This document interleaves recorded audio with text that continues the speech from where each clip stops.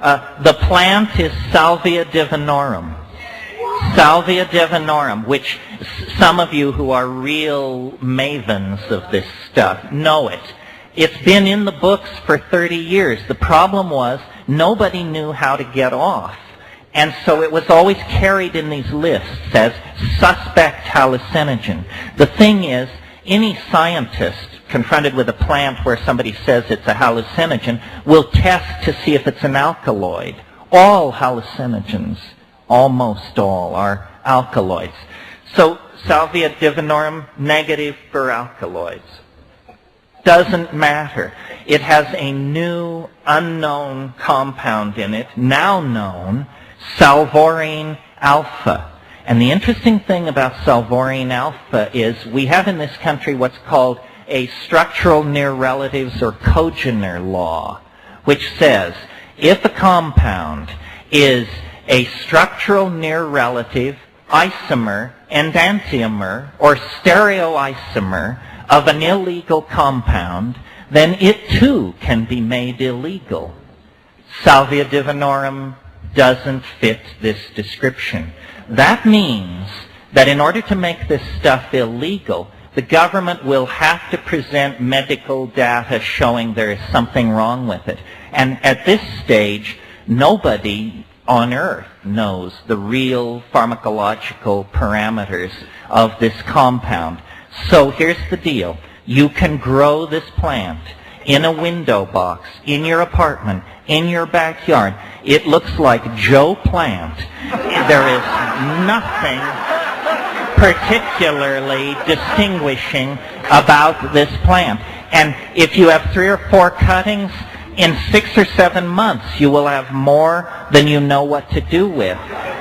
And then I'll just describe how I do it. I'm slightly chicken shit to do the pure compound, which, by the way, you do 300 micrograms. Understand that what that looks like is a grain of salt. A small grain of salt is a human effective dose. It comes on so fast that you have no impression of it coming on at all. You do it, and then after a while you notice that for a long time you have been staring at something incomprehensible. Well, here's how I recommend that you do it while we get the chemical thing sorted out, because the chemical, it could be dangerous. It would be very easy to overdose by a factor of 10, 20, 30, and you would still just be doing a smidgen. So I say, let's honor the plants. Let's not hand the government a bunch of casualties that it can cluck over and put on national TV, you know, the bibble, bibble, bibble, bibble, bibble, bibble show. Let's use the plant, and the way you do it is you grow up a batch of this stuff and get between 15 and 20 leaves. Remove the mid-vein with your fingernail just to lower the mass. Fold it all into a little pile. Put it in your mouth, and 20 leaves is a whopping mouthful.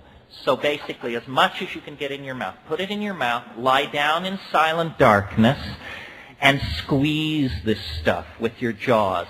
Tastes like it's horrible. It's not as bad as ayahuasca, but it's horrible. But you could acquire a taste for it.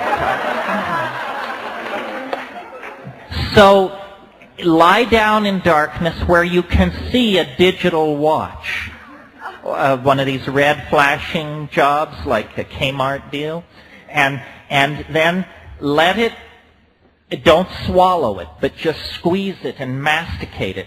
At 15 minutes, by the clock, spit it out into a bowl or a Kleenex or something, and then just lie there, lie still in the darkness with your eyes closed, and look, and this is almost the key empowerment, though it's idiotic, people fail to do it. Look at the back of your eyelids with the expectation of seeing something. And when you do that, after just 3 or 4 minutes, there will be what we professionals call streaming, which means amoeboid lights of after-image colors, the chartreuse and purple flowing by. And about 3 minutes after that, it will deepen very, very quickly into extraordinarily bizarre, dare we say it, fairly DMT-like hallucinations. And it builds fast. I mean, so fast that there is this wonderful moment in it where you actually know real fear, which shows you that it's working. I mean, I really believe if you take a psychedelic and you're not afraid you did too much, you didn't do enough.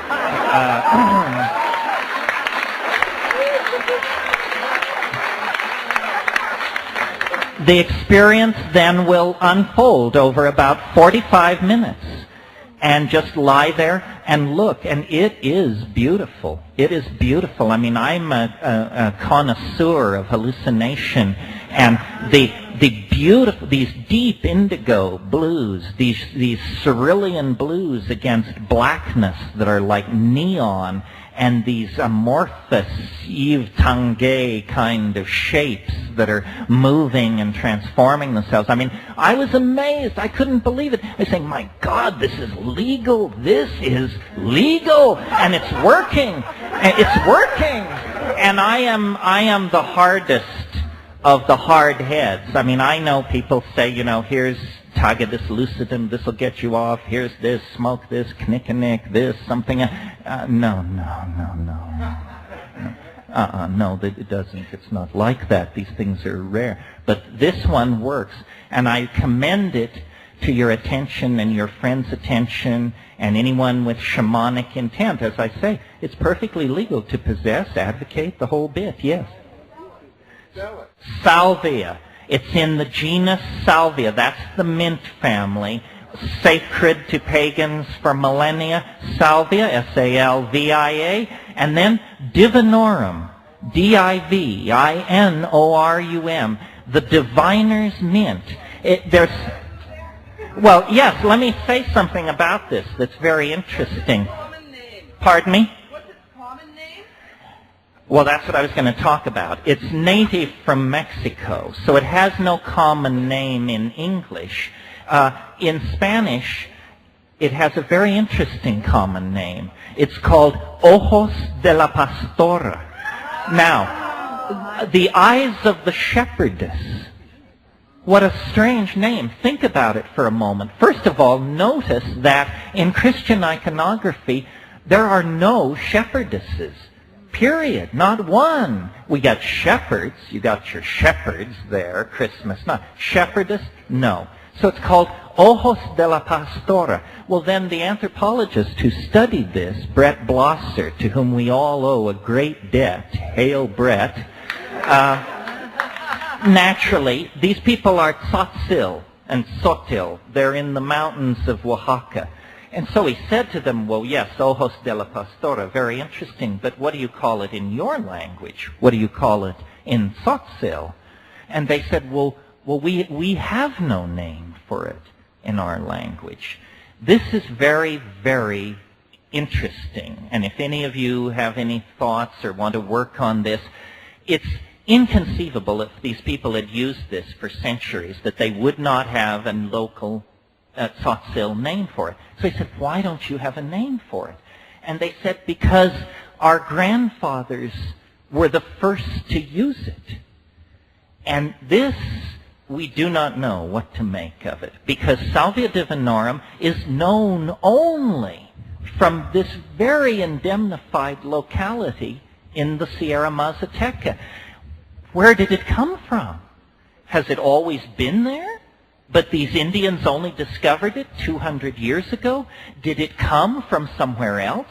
And if so, where? Because it's never been located anywhere else on the planet. So this is a great puzzlement. And I think if we move fast enough, we psychedelicos, we pagans, we neuronauts, we magicians, if we move fast enough, this will just be moot. And this is a far more powerful thing than cannabis. I mean, not if you've never smoked cannabis and then you sit down and smoke the best aff there is. But as we all know, after a while, cannabis loses its ability to really catapult you into the unspeakable. The Salvia Divinorum, every time I have taken it, it's gotten better and stronger and weirder. So I think it is sent from the goddess at this time. Eyes of the shepherdess, these are the eyes we should be looking through.